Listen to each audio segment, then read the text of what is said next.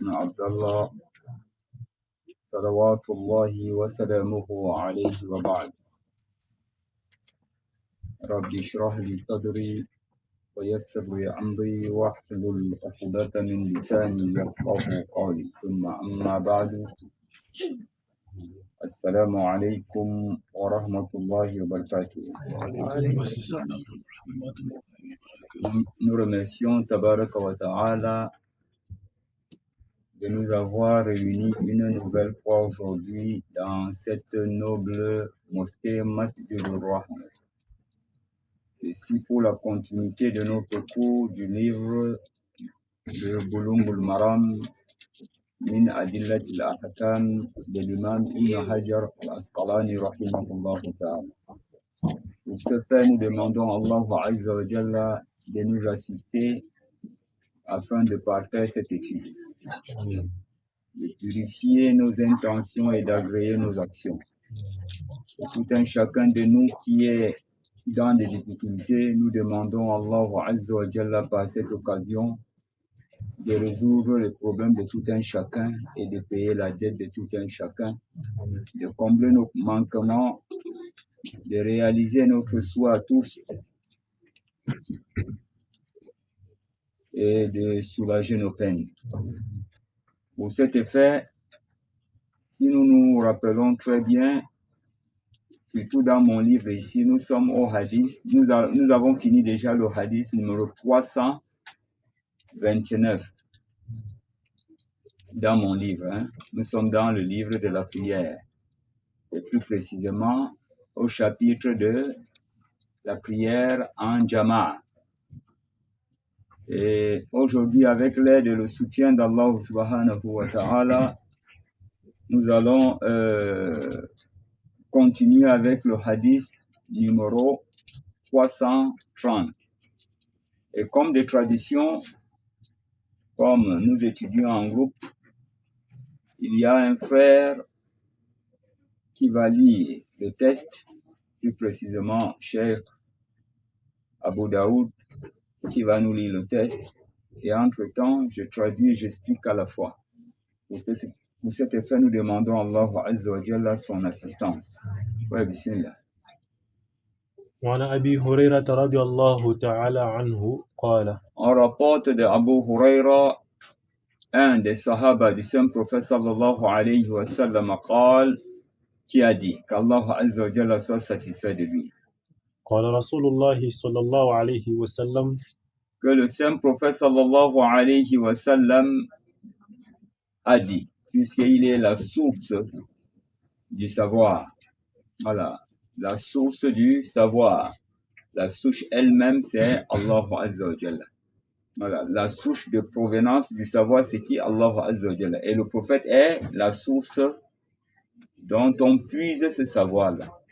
Allah nous facilite. Et tout savoir qui ne vient pas du prophète sallallahu alayhi wa sallam n'est pas considéré comme savoir. C'est apprendre ou à rejeter. J'espère qu'on comprend bien. Tout savoir, à part le Coran, qui ne vient pas du prophète sallallahu alayhi wa sallam, cela revient à dire quoi? Ce n'est pas une révélation. Cela n'est pas une révélation. Voilà. Donc, et c'est ça la tradition des sahaba. Donc, quand un sahaba veut t'instruire, alors il te remonte sa science au prophète sallallahu alayhi wa sallam. Il ne te dit pas que j'ai dit, mais il te dit le prophète a dit. Et c'est ce qui est intéressant avec ce livre de Bouloughoul Maram. Pourquoi? Parce que c'est à partir d'un sahaba que tu apprends ce que le prophète a enseigné. J'espère qu'on comprend bien. Qu'Allah nous facilite. Donc on rapporte d'Abu Huraira qu'Allah Azza wa Jalla soit satisfait de lui. Qu'Allah a dit, Qala Rasulullah sallallahu alayhi wa sallam, que le noble messager d'Allah, que la paix et la bénédiction d'Allah soit sur lui, a dit. خير صفوف الرجال أولها. Khayru sufufil rijal. Donc la meilleure des rangs des hommes, awwaluha, c'est son premier. La meilleure des rangs des hommes, c'est le premier rang. Et dans un autre récit, il est dit même si les gens savaient ce qu'il y a au premier rang, ce qui devrait donc arriver là par tirage au sort. ce qui devrait arriver par tirage au sort. Mais ce qui est qu'Allah Azza wa Jalla prie et fait miséricorde à ceux qui sont au premier rang. Qu'Allah Azza wa Jalla nous facilite. Donc, le meilleur des rangs, c'est quel? Hein? Le premier rang. Très bien. Entre compter avec le chapelet et compter avec le doigt, qu'est-ce qui est meilleur? Le doigt. Et maintenant, avec le chapelet, c'est quoi? Hein? Non, entrons dans la logique de certains. Avec le chapelet, c'est comment? Bida. Ça veut dire que le deuxième rang aussi est bida. J'espère qu'on comprend bien. Parce que le prophète a dit, le meilleur des rangs, c'est le premier. Ne veux-tu pas que je te montre ce qui est meilleur?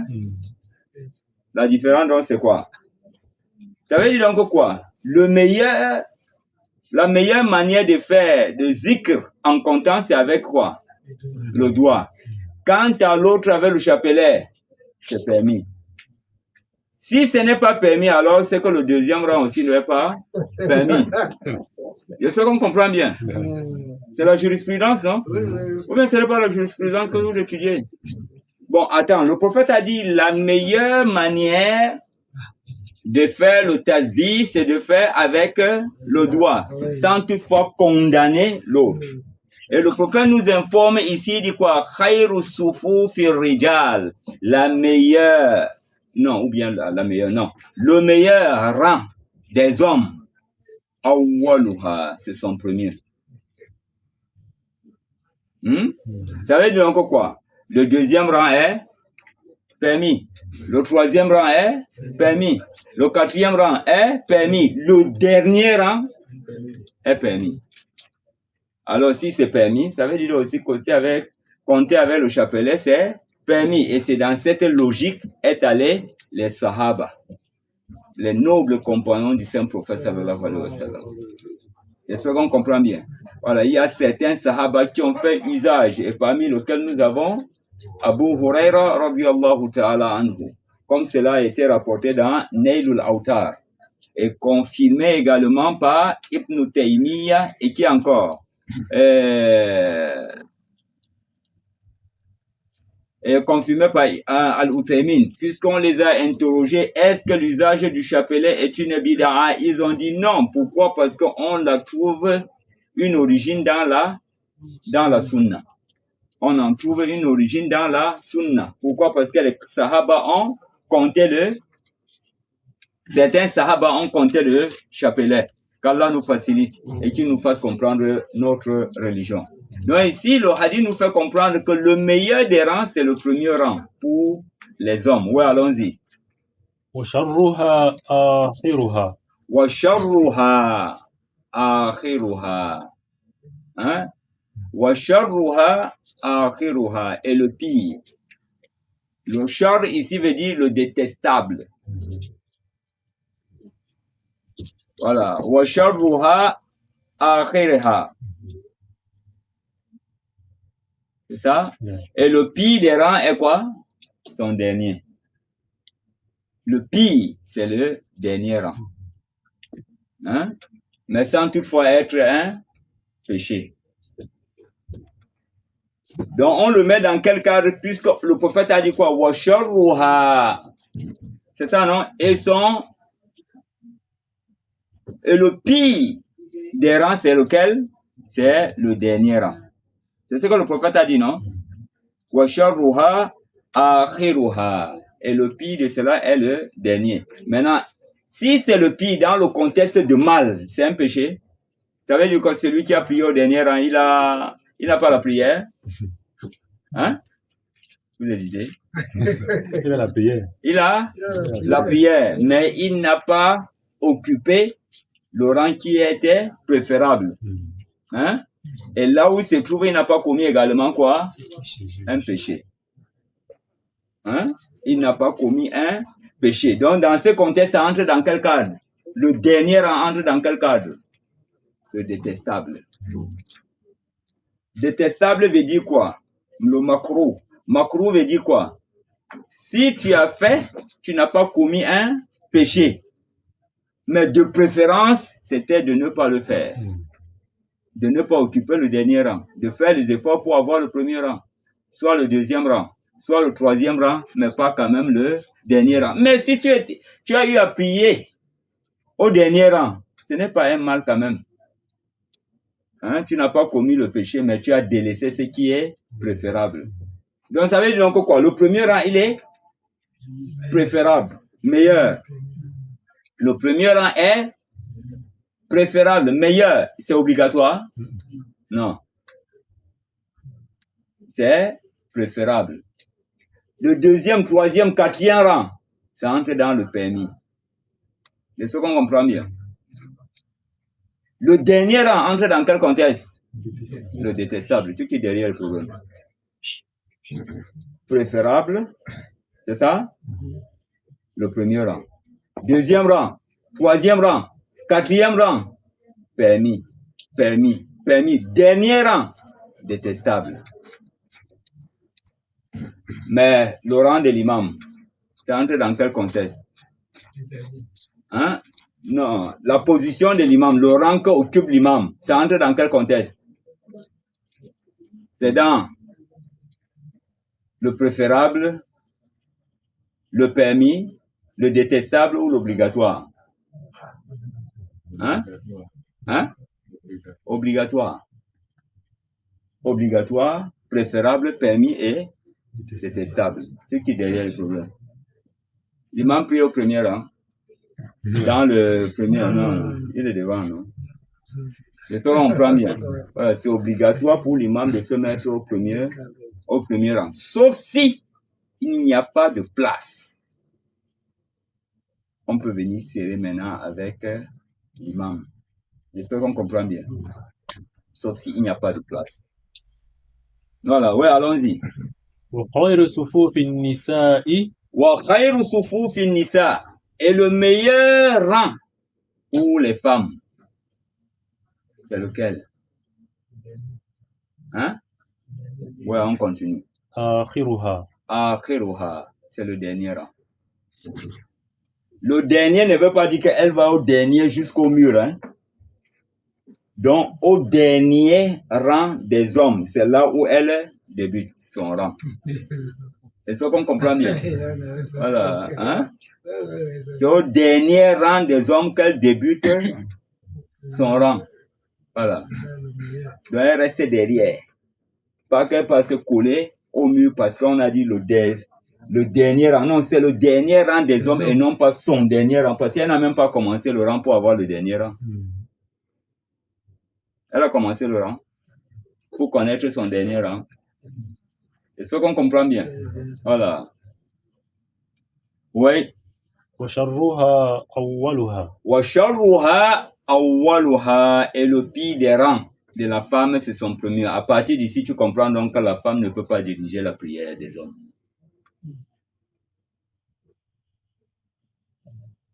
Voilà ton dalil, non? Ou bien ce n'est pas ton dalil? La femme peut elle se met où? Le meilleur rang, c'est où? Et l'imam se met où? Et le devant est pire pour elle. J'espère qu'on comprend bien. Mais la sagesse de ça est qu'il ne faudrait pas qu'elle te séduise pendant la prière. Voilà pourquoi on la met derrière là où tes yeux ne la voient pas. Voilà. Là où tes yeux ne la voient pas. Qu'Allah Azza wa Jalla nous facilite et qu'il nous fasse comprendre notre noble religion. Donc le meilleur des rangs de la femme, c'est où? C'est derrière. Et le meilleur, c'est derrière. Et le meilleur des rangs des hommes, c'est où? Le premier rang. C'est ce qu'on comprend bien. Et il n'est pas permis à l'homme et à la femme de se joindre dans le rang. Voilà, j'espère qu'on comprend bien. Et il faudrait que la femme, elle se met au dernier rang, en dehors des hommes, même si c'est des enfants. Même si c'est des enfants, elle ne va pas se joindre à eux. Sauf si peut-être le coin est tellement petit et qu'elle est avec ses enfants. Je ne sais pas si on comprend bien. Voilà, là, il y a des cas de force majeure. Et Allah dit quoi? Ittaqullaha masata'tum, crains Allah dans la limite de ta capacité. Crains Allah dans la limite de ta capacité. Rawahu Muslimun. Imam Muslim a rapporté donc ce hadith. Je pense qu'on a retiré déjà l'essentiel. On continue. وعن ابن عباس رضي الله تعالى عنهما قال On rapporte de Abdullah ibn Abbas qu'Allah Azza wa Jalla soit satisfait de lui et de son père. Qala a dit, oui. صليت مع رسول الله صلى الله عليه وسلم ذات ليلة صليت مع رسول الله صلى الله عليه وسلم ذات ليلة. Donc pendant une nuit, j'ai prié avec le messager de Dieu sallallahu alayhi wa sallam. Oui. فقمت عن يساره فقمت عن يساره et je me suis tenu à sa gauche. Hein? Et je me suis tenu à sa gauche. Oui. فأخذ رسول الله صلى الله عليه وسلم برأسي من ورائي. Alors le saint prophète sallallahu alayhi wa sallam m'a saisi de par ses nobles mains, par la tête, et me retournant derrière lui pour me positionner à la droite. J'espère qu'on comprend bien. À sa droite. Donc tu ne vas pas prendre la personne en le passant devant toi. Voilà. Puisque nous connaissons donc, il n'est pas permis de passer. Voilà pourquoi le prophète l'a saisi. Voilà. Donc ça veut dire donc quoi? Pendant la prière, il n'y a pas de mal à faire de mouvement. À partir d'ici, tu comprends déjà. Comme mon téléphone est en train de sonner, je peux mettre ma main dans la poche, je manipule, j'éteins. Voilà. J'éteins et je remets. C'est au genre de mouvement, il n'y a pas de problème là-dessus. Et s'il y avait des problèmes, le prophète sallallahu alayhi wa sallam devrait lui faire seulement. J'espère qu'on comprend bien. Voilà. Mais il a fait ce mouvement-là pour nous montrer que non, ce genre de mouvement, il n'y a pas de problème là-dessus. Et ce mouvement est encore beaucoup plus exagéré que de mettre ta main juste dans la poche et de prendre ton téléphone et de le mettre. Tu vois ça, tu le récupères par là, tu le mets. Parce que ce n'est pas seulement la main qui va aller comme ça et tu vois, l'autre main va récupérer pour le positionner. J'espère qu'on comprend bien. Donc, ce genre de mouvement dans la prière n'annule pas la prière. Et ça ne conduit pas la personne de faire le qabli ou le ba'di. Voilà. Du fait qu'il a eu à bouger dans la prière. Donc, ici, ça veut dire donc quoi? Où commence le rang lorsqu'on est deux? Un imam et un fidèle. Le rang commence où? Non. Non, vous êtes deux personnes. Un imam et celui qui le suit. Il est à ma droite. Donc le premier rang commence à la droite. Je dis le premier rang. Le rang avec l'imam. Voilà. Donc l'imam, tu peux te joindre à lui lorsque vous êtes à deux. Tu colles avec l'imam. Ça nous montre que non. Lorsque vous êtes à deux, tu ne te places pas derrière l'imam, mais vous vous placez côte à côte pour former un rang. Puisque c'est le rang qui établit la prière de Jama'a. Voilà pourquoi on dit quoi? Wa aqimu sufufa, établissez le rang. Établissez le rang. Et la prière en Jama'a s'établit par quoi? Par l'établissement du rang. Et la prière en groupe s'établit par quoi? Par la position des pieds. Est-ce qu'on comprend bien? Par la position des pieds. Parce que cette position des pieds est ce qui parfait quoi? Ton dos. Qui redresse ton dos pendant quoi? L'inclinaison. Qu'Allah Azza wa Jalla nous facilite. Donc ici, il s'est mis à sa droite. Donc le rang ici commence par où? À la droite. Et il y a souvent des petits problèmes que nous avons souvent et que tu vois à chaque fois on pose ces questions et à chaque fois cela crée des shubuhat dans la tête. Pourtant il y a un hadith qui dit le premier rang commence par où? À la droite. C'est ça, non? Et un autre hadith nous dit le rang commence au milieu. Très bien. Comment comprendre donc ça?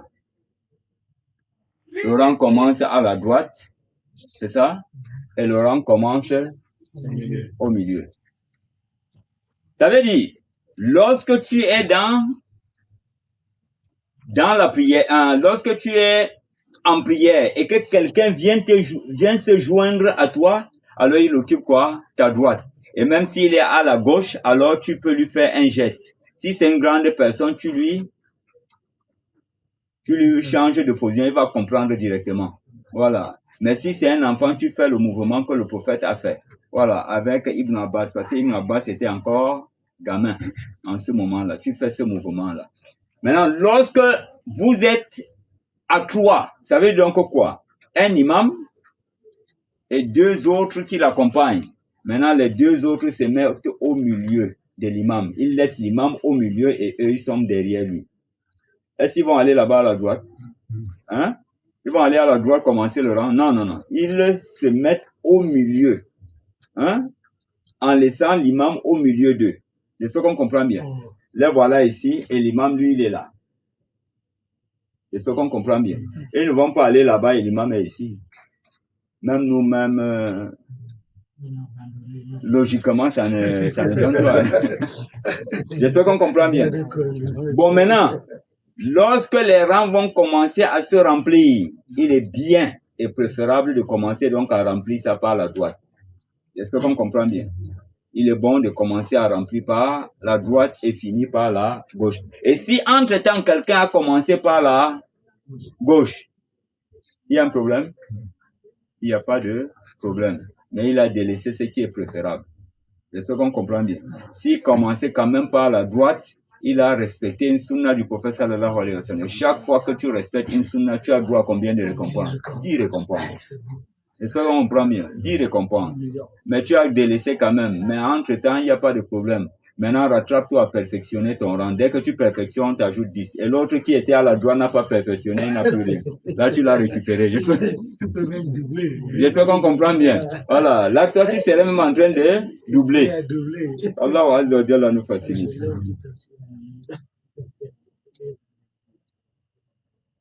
Barakallahu fikum. C'est ça? Donc maintenant, si le rang, le premier rang est déjà plein, il n'y a pas d'espace. Hein? Il n'y a pas d'espace. Et il faut commencer un autre rang derrière le premier rang. Là, en ce moment, on commence par où? Par la droite. Il n'y a plus une sagesse de commencer au milieu. Je ne sais pas si on comprend bien. Il n'y a plus une sagesse de commencer au milieu.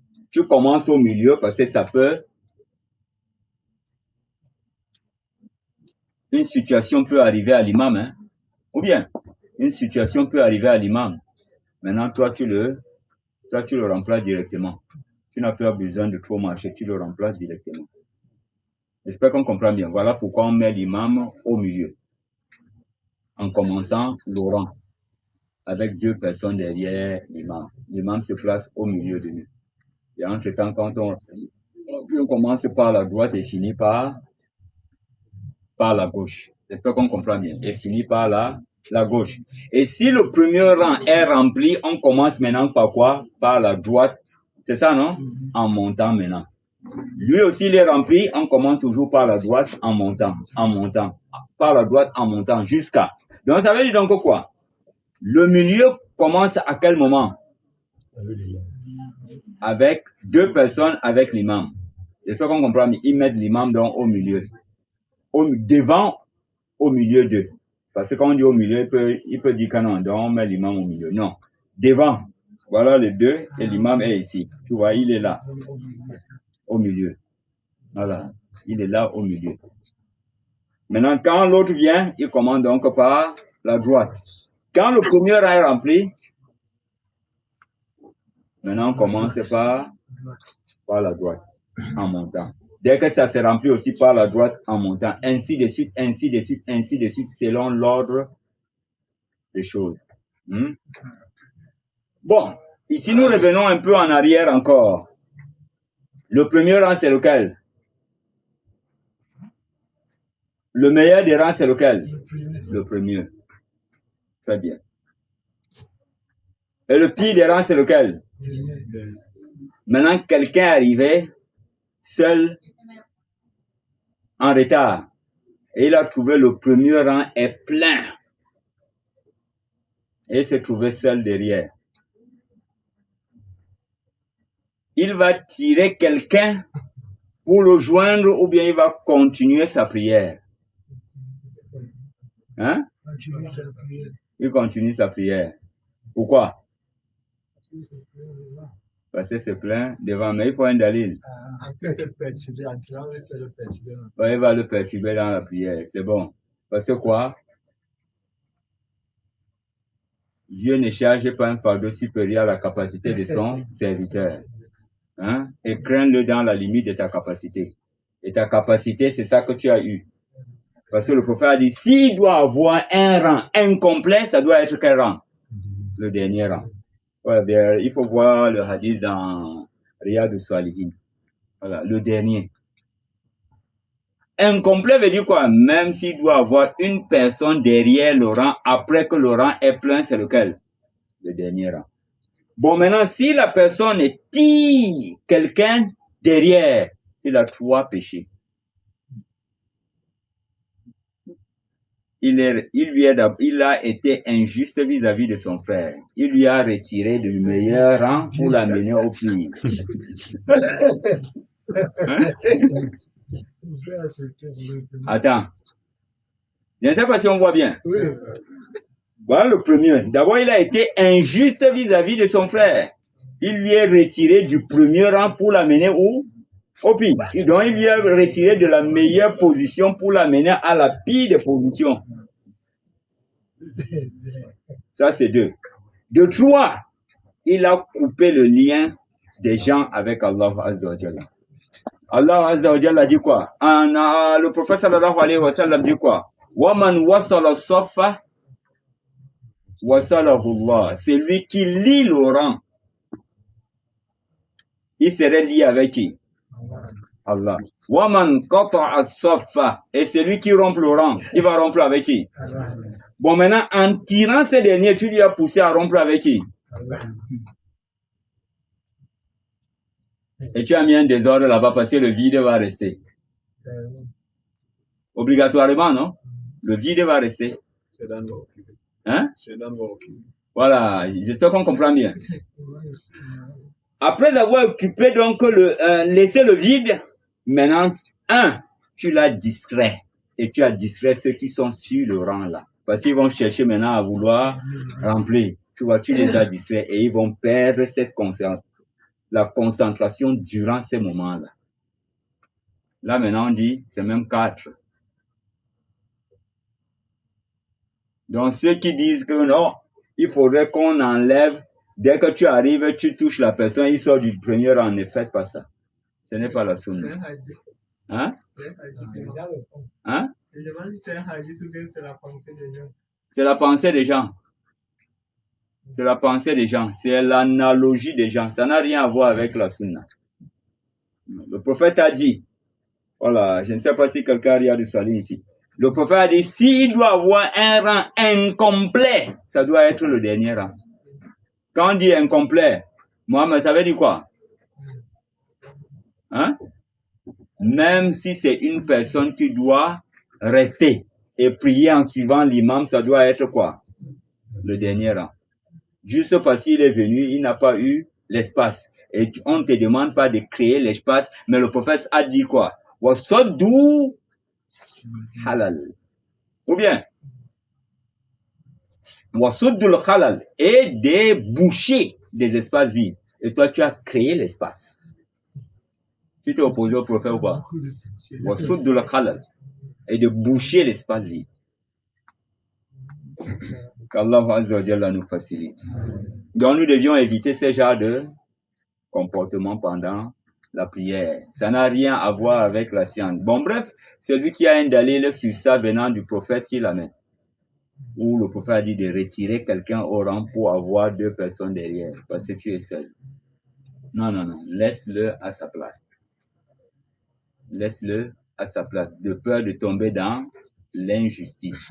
L'injustice, c'est quoi? Tu l'as retiré du meilleur pour l'amener au pire. Maintenant, c'est quoi? C'est la justice ou l'injustice? C'est l'injustice. Si tu ne connaissais pas, il n'y a pas de... Tu ne connais pas. Et Allah ne châtie pas quelqu'un tant qu'il ne l'a pas averti. Mais si il a cherché à ne pas connaître expressément, non, Allah va le saisir. Voilà, j'espère qu'on comprend bien. Parce qu'il y a des gens qui disent que bon, comme on a dit qu'Allah ne châtie pas quelqu'un tant qu'il ne l'a pas averti, je ne cherche même pas d'être averti. Moi, je vais vivre seulement ma vie comme ça. Allah est plus sage que toi. Et lui t'a déjà dit, Innahum yakiduna kaida wa akidu kaida. Et de l'autre côté, il a dit quoi? Wallahu khairul makirin. Ils utilisent leur ruse. J'utilise la mienne et Allah est le meilleur des rusés. Il peut utiliser ta ruse pour ruser contre toi et te prendre dans ton filet, dans ton propre filet. J'espère qu'on comprend bien. Donc, nous continuons avec le hadith de Ibn Abbas, c'est ça? Voilà. صليت مع رسول الله صلى الله عليه وسلم ذات ليلة فقمت عن يساره فأخذ رسول الله صلى الله عليه وسلم برأسه من وراء voilà, oui, من وراء, oui, allons-y. فجعلني عن يمينه فجعلني عن يمينه et il m'a mis à sa droite. Et il m'a mis à sa droite. Pour nous montrer quoi, le rang commence où? À la droite. C'est bon déjà? Pour nous montrer que le rang commence à la droite. Donc, muttafaqun alayhi. Ce hadith est rapporté par Bukhari et Muslim. Ouais, quant à l'autre hadith. وعن أنس رضي الله تعالى عنه قال Quant au hadith cité donc par Anas, qu'Allah Azza wa Jalla soit satisfait de lui, qala a dit. صلى رسول الله صلى الله عليه وسلم Salla Rasulullah sallallahu alayhi wa sallam, que le noble messager d'Allah sallallahu alayhi wa sallam a prié. A prié, ou alors il s'apprêtait à prier. Oui, allons-y. فقمت أنا ويتيم خلفه وقمت أنا ويتيم خلفه. Et moi, avec un autre yatim, c'est-à-dire un orphelin. Voilà, un orphelin, moi et un autre orphelin. Ça veut dire donc quoi? C'était des enfants. À quel moment l'orphelinat, c'est ça qu'on dit? Est levé sur toi à l'âge de la puberté. Tu n'es plus orphelin. Tu es déjà grand, tu peux te battre. Et ça, on comprend bien. Voilà. Comme je parlais que non, on doit veiller sur les orphelins. Il y a un papa qui a dit que voilà, moi je dis ça.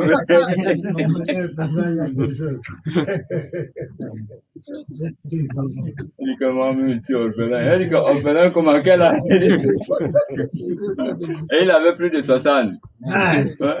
Il parlait de l'orphelin. Il dit que ni ma mère, ni mon père ne vivent. Donc tu vois, ils étaient des enfants. Donc, Sallallahu Rasulullah sallallahu alayhi wa sallam, faqumtu ana wa yatiman khalfahu. Et moi, avec un autre orphelin, nous nous sommes tenus derrière lui. Oui, allons-y. وأم سليم خلفنا Wa Sulaym khalfana. Et Sulaym s'est tenue derrière nous. Ça veut dire quoi? La femme ne peut pas se joindre, même si c'est avec les enfants sur un même rang. Ce n'est pas permis en islam. Voilà. Et ce hadith nous montre aussi le premier rang de la femme commence au dernier rang des hommes. Parce que j'ai compris quelqu'un qui disait, un autre chef qui disait que non, le dernier rang c'est aller coller au mur. Donc le rang de la femme commence en collant son dos au mur. Voilà, maintenant, les femmes montent. On n'a rien à voir avec. Et Sulaym s'est mis derrière nous. Elle s'est mise derrière notre dernier rang. Je ne sais pas si on comprend bien. Voilà, je fais cette précision pour ne pas qu'il y ait confusion. Voilà. Donc, tu vois, donc, ouais, l'imam se met au milieu de deux. Et la femme se met au milieu de deux hommes-là. J'espère qu'on comprend bien. Et la femme se met au milieu des hommes-là. Allah nous facilite. Oui, allons-y. Vraiment, avant de traverser donc, comme ici on a parlé des orphelins, bon, donc vous savez, ils étaient à un âge moins que la puberté. Ouais, moins que la puberté. Orphelin, Non. à un mois, il est quoi? D'abord, il est né au premier jour. Premier jour, il est quoi? Parce que tu as dit moins que la puberté. Ça veut dire c'est quand on atteint moins de la puberté qu'on devient orphelin. C'est ça? Donc, Donc, on est orphelin avant la puberté. Ouais. Depuis la naissance. Depuis la naissance, oui. Ouais. Ça, c'est avant la puberté, tout Ouais. ça. Donc, tout l'âge qui est en bas là, on peut être considéré comme l'orphelin. Orphelin. Comme par exemple, le prophète sallallahu alayhi wa sallam, il n'a pas connu son père. Ou bien, voilà, son père est mort alors qu'il était dans le ventre de sa mère 4 mois après. Il est mort. Voilà, il est mort. Il n'a pas connu. Tu vois, il est né comment? Orphelin. De père. Oui, allons-y. Non, donc, si Anas ici là dit que donc, lui également il était orphelin avec celui-là. Non. Ana wayati man. Moi, j'étais avec un orphelin. Ah, ok. Donc, ça veut dire que lui pouvait être dès que lui il avait un âge bien avancé. Ouais, peut-être il était adolescent. Oui. Ouais, quelque chose comme ça. Est-ce qu'on peut comprendre par là qu'on on peut pas être avec deux enfants qui n'ont pas atteint l'âge de puberté et on leur fait imam? On doit être au même niveau que eux ou bien on doit être devant eux? Un enfant qui n'a pas atteint. Deux enfants, trois, du moins les enfants qui n'ont pas encore atteint l'âge de puberté. Ouais. Est-ce qu'on peut être devant eux pour faire les mamans ou bien on doit être dans le même rang que eux? Non, on les met derrière. En tant que toi, tu les diriges, non? Hein? Non, toi, tu te mets devant eux et eux, ils sont derrière toi, mais pas au même rang. Voilà, j'espère qu'on comprend bien. Pas au même rang. Je ne sais pas si c'est ça la... Non, c'est ça la question. Ouais, pas au même rang. Tu vois, ça veut dire donc quoi? La Salatul Jama'a commence par combien de personnes? 2, l'imam et un autre. Maintenant, avec les enfants, tu peux faire Salatul Jama'a. Hein? Oui, non? Maintenant, c'est lui qui débat, tu dis qu'il y a eu un enfant de 6 à 7 ans qui a dirigé la Salatul Jama'a. Si déjà lui, il a dirigé, avec lui, tu ne peux pas diriger, tu ne peux pas avoir la Salatul Jama'a. Hein? On peut avoir la Salatul Jama'a avec des enfants, mais aujourd'hui, on les chasse à la mosquée. Hein? Avec un imam 6 à 7 ans. Et c'est les enfants de 6 à 7 ans là qu'on bagage chaque jour dans la mosquée, qui n'ont pas le droit d'entrer. Voilà. Allah nous facilite. Wa alaykoum salam. Le hadith nous mentionne que le meilleur rang de l'homme c'est devant et le meilleur rang de la femme c'est derrière. Bon, est-ce que ça veut dire que puisque les hommes ils commencent à remplir les rangs comme ça, maintenant est-ce que ça veut dire que les femmes elles doivent commencer à remplir les rangs? Ah ouais, bon, peut-être toi tu viens d'arriver, nous avons déjà abordé le sujet. Donc quand on parle du dernier rang, ça veut dire quoi? Dernier rang, derrière les hommes, derrière le dernier rang des hommes. Voilà pourquoi il y a cette précision que Anas disait, nous avons prié avec le prophète sallallahu alayhi wa sallam en l'utilisant comme imam. Et il dit, moi, Anas, et un autre enfant orphelin, nous avons prié derrière lui et Sulaym était derrière nous. Donc, la femme, quand on dit le dernier rang de la femme, veut dire quoi? Hein? Ça veut dire quoi? Le dernier, son rang commence au dernier rang des hommes. C'est ça le dernier rang. Donc, son rang commence au dernier rang des hommes. Voilà. Son rang. Bon, maintenant, quand on dit, et le pire des rangs de la femme devant, ça veut dire quoi? Systématiquement, pour te dire que la femme ne peut pas être l'imam des hommes. Systématiquement, elle ne peut pas être l'imam des hommes. Donc, elle ne va pas être devant l'homme. Et la sagesse derrière ça, c'est quoi? De peur que soit ses gestes, soit quelque chose te séduit. Voilà pourquoi elle doit occuper ton dernier rang. J'espère qu'on comprend bien. Et toi, tu es toujours devant elle. Et le prophète a rendu le pire des rangs pour les hommes. Pourquoi? Parce que là-bas, là, tu es un peu plus proche des femmes. Et peut-être une femme a un parfum un peu Tu vois, toi, tu vas bien ressentir ça. Et à chaque fois, tu veux guetter un peu derrière là, qui est même celle-là. Donc, tu es beaucoup plus exposé aux tentations, voilà, que celui qui est au premier rang. Je ne sais pas si vous avez compris la sagesse là. Voilà, c'est ça la raison. Mais ça ne veut pas dire que le rang des femmes commence là. Elles se mettent là, deuxième comme ça, comme ça. Non. Si la personne amène cette logique, l'islam, ce n'est pas la logique. Donc, quand je dis l'islam, ce n'est pas la logique, c'est les arguments. C'est les arguments. C'est les arguments qui doivent aller avec ta logique et non pas la logique vient poser une règle dans la religion. Je ne sais pas si vous comprenez ce que je veux dire. Allah Azza wa Jalla nous facilite. Non. Oui. L'enfant de 6 7 ans. là, et il avait dit que c'est son père qu'on a choisi. On a choisi quoi? Son père. Hein? Personne n'avait beaucoup le Coran. Non, ses pères n'avaient pas le Coran. Et ils n'avaient pas par rapport à lui. Et il a dit, c'est moi parmi eux qui avaient le plus de Coran, qui maîtrisaient le Coran. Et eux, mes parents avec tous les gens du village m'ont choisi comme imam. Ouais, j'espère qu'on comprend bien.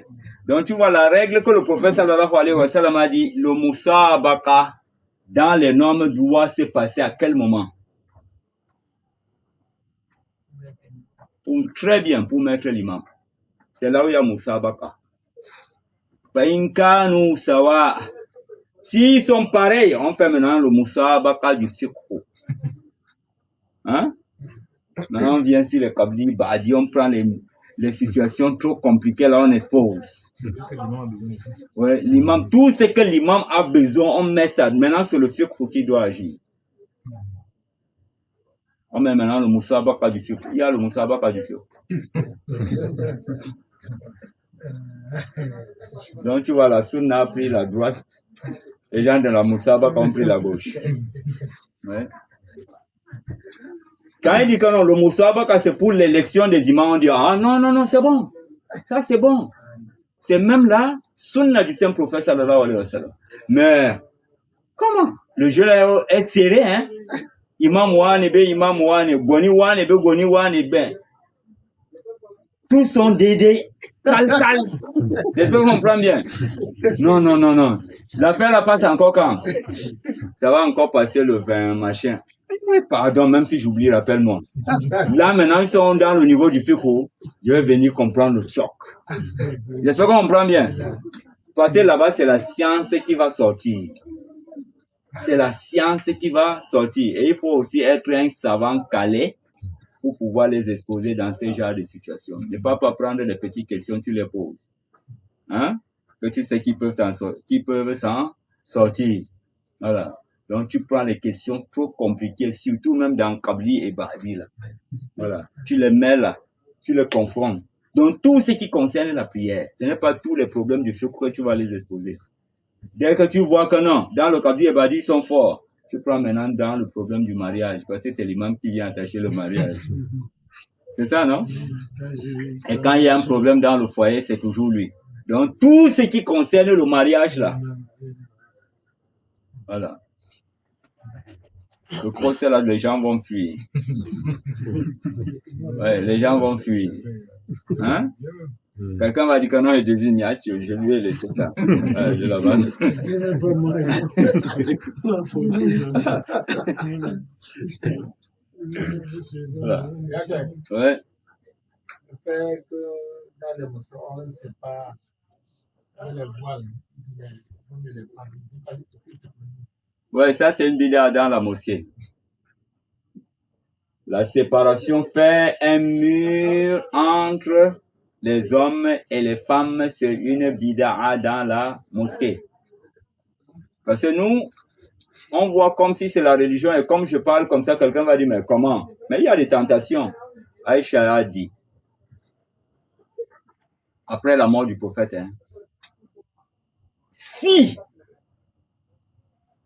puisque après la mort du prophète, les femmes venaient en abondance à la mosquée. Et des fois même mettaient des parures. Aïcha a dit, ah, si le prophète était vivant, je ne pense pas qu'il devrait laisser un truc comme ça, sans toutefois parler aux femmes. Parce qu'ils ne peuvent pas les interdire de ne pas venir à la mosquée, mais sans toutefois les parler. Hein? Puisque le prophète a dit quoi? La tamna'una ima Allahi masajid Allah. N'empêchez pas aux servantes d'Allah de fréquenter sa mosquée. Elle dit, si le prophète était là, le prophète devrait se prononcer dans leur situation. Mais, est-ce que eux maintenant peuvent les empêcher alors que le prophète a dit, la tamna'una ima Allahi masajid Allah? Bon, après ça, est-ce qu'il y avait un voile? Non. Mais qu'est-ce qui s'est passé? À l'époque du prophète sallallahu alayhi wa sallam, nous savons qu'il y avait des pauvres. Aujourd'hui, il n'y a pas ce genre de pauvres. Voilà. Toi, le pauvre, tu dis que ta pauvreté t'empêchait d'adorer Allah. Les pauvres à l'époque du prophète sont des arguments contre toi. Ouais. Parce qu'il y a d'autres même qui n'avaient pas des vêtements suffisants. Et il y a d'autres, quand ils font seulement comme ça, le derrière et dehors. Constatant cela, le prophète sallallahu alayhi wa sallam a dit donc, quand vous entendez Allahu Akbar, les femmes s'inclinent d'abord avant les hommes. Alain Dalil. Si le rideau est quelque chose, le prophète devrait mettre le rideau. Mais si on a mis, ça veut dire que il n'y a pas de problème. Hein? C'est une bida qui est permise. J'espère qu'on comprend bien. Voilà, c'est une bida qui est permise. Donc quand l'imam dit, quand vous m'entendez dire Allahu Akbar, les femmes s'inclinent d'abord. Après quoi? Les hommes. Dernier rang. Quand ils entendent Sami Allahu liman hamidah, les hommes se lèvent d'abord avant que les femmes ne se lèvent. Et quand vous entendez Allahu Akbar pour le sujoud, les femmes vont avant les hommes. Allahu Akbar, lorsqu'ils vont se relever, alors les hommes d'abord avant les femmes. Voilà comment le prophète a remédié ça. Il n'a pas utilisé le rideau. Bon, maintenant, si on a utilisé le rideau, toi qui ne veux pas accepter que non, il y a de bonnes bidas. Là, maintenant, c'est comment? Tu as du cool, non? Tu es obligé d'accepter qu'il y a bon.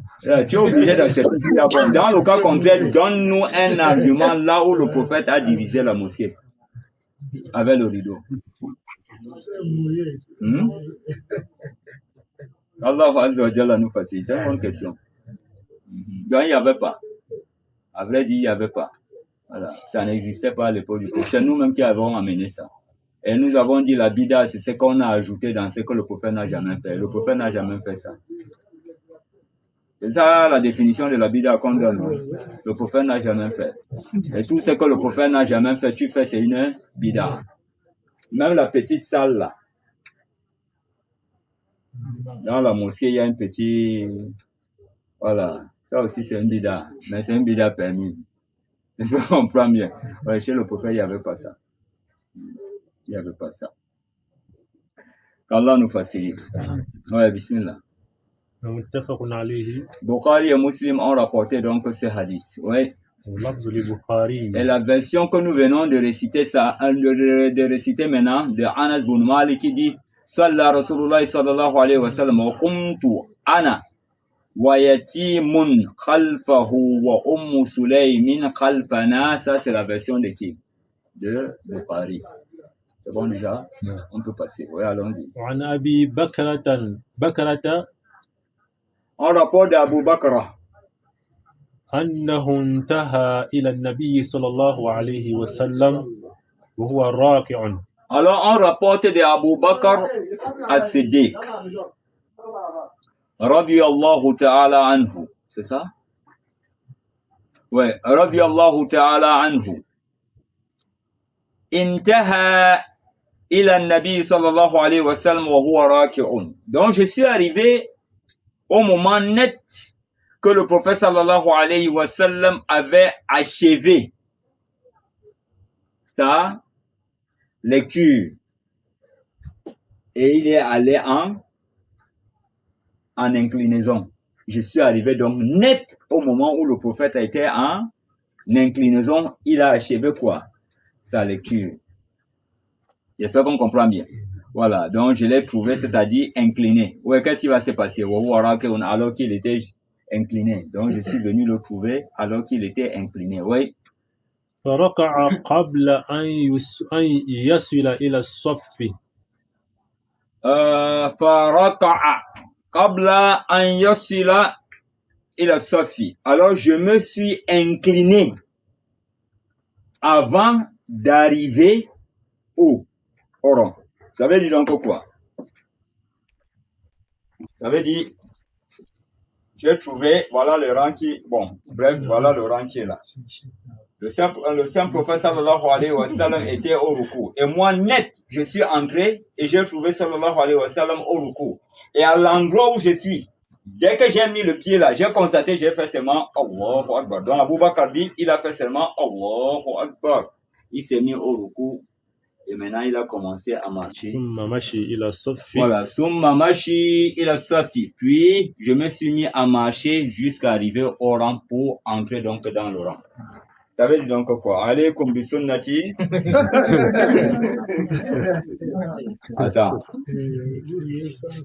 Attends.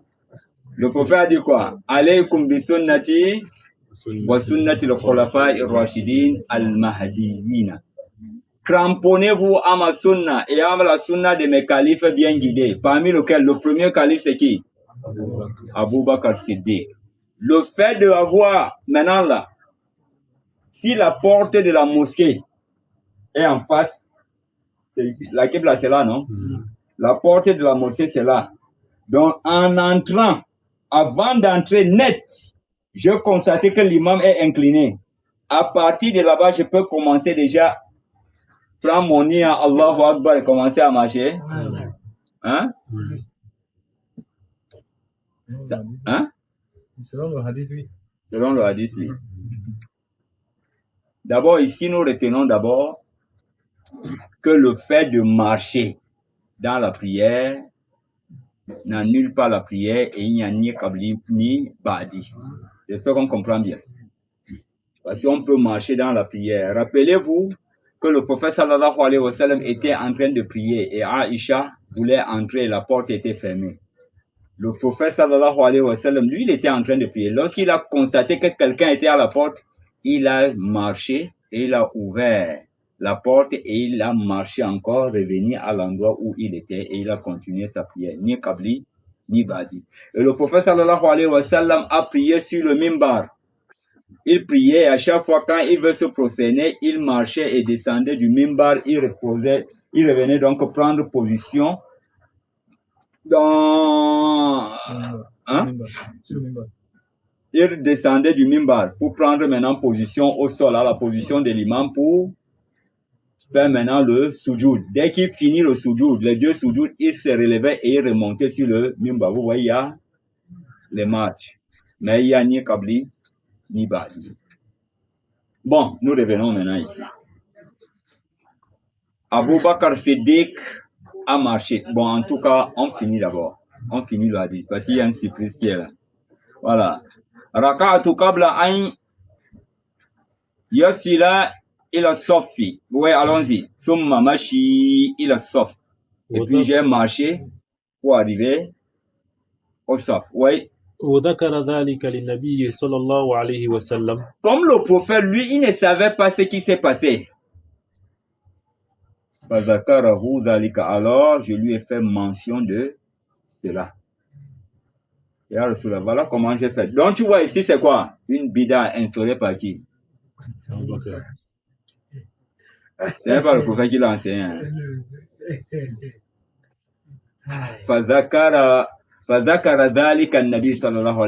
Alors, j'ai informé le saint prophète sallallahu alayhi wa sallam ce qui s'est passé. Est-ce que c'est normal? Voilà pourquoi il a informé. Comme nous aimons dire que non, le prophète n'a jamais fait. Ça, là, il a déjà enseigné ça. J'espère qu'on comprend bien. Voilà pourquoi nous disons, tant que tu n'as pas compris la sunna de la manière que nous faisons, nous avons expliqué la fois dernière dans les cours passés, on aura trop de problèmes.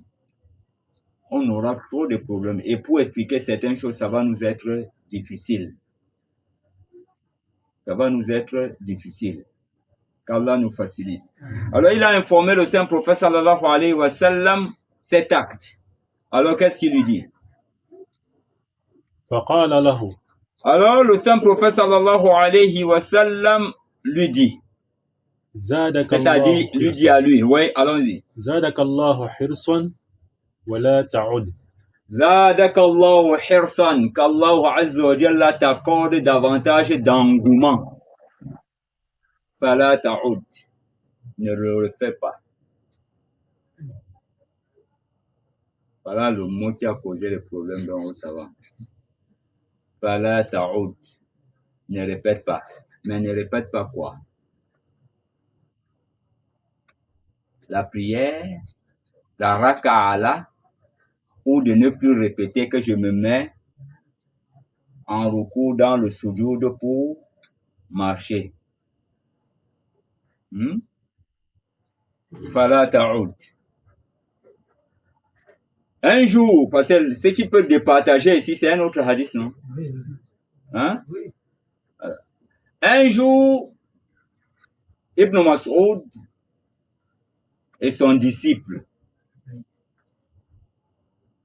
s'étaient rendus à la mosquée et ils ont trouvé que l'imam est en sujoud. Ibn Mas'ud s'est mis directement en sujoud. Afwan. Donc, comment on appelle ça? Ibn Mas'ud, barakallahu fiik, qu'Allah nous pardonne. Ibn Mas'ud a trouvé l'imam en ruku. Qu'est-ce qui va se passer? Directement, lui, voyant l'imam en ruku, il s'est mis aussi en ruku. Mais le disciple, il va faire comment? Le maître est en ruku. Il s'est aussi mis en ruku. Maintenant, ils ont commencé à marcher. En ruku, jusqu'à entrer donc dans le rang. L'imam s'est relevé.